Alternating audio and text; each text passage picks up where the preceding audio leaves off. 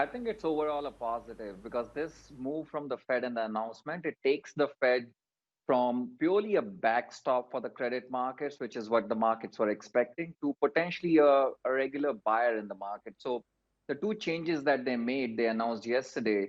The one was the issuer certification aspect, which reduces the complexity by taking it away.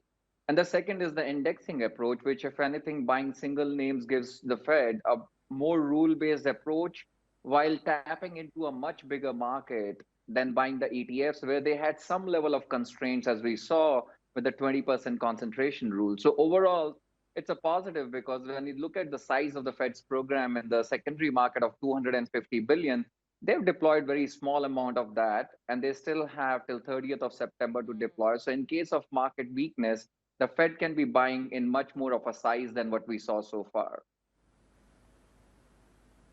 Yes, and clearly that positive is being reflected in market sentiment today. But Neeraj, the only question I have for you is, does this make price discovery more difficult? I mean, do you worry at all that some of these measures are masking the fundamental realities?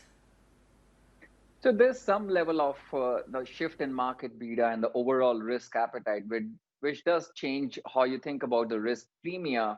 But one thing I would argue that if you think through the market and the turn in the credit cycle, it still will be a year where we will experience that turn and the default rates will pick up.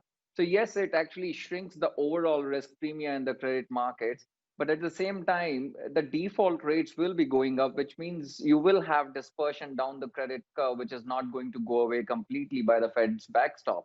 What the Fed is clearly focused on is much more of the market functionality and making sure that the corporates are able to fund themselves. And you don't really see a lot of the increase in default just purely by liquidity or financial conditions.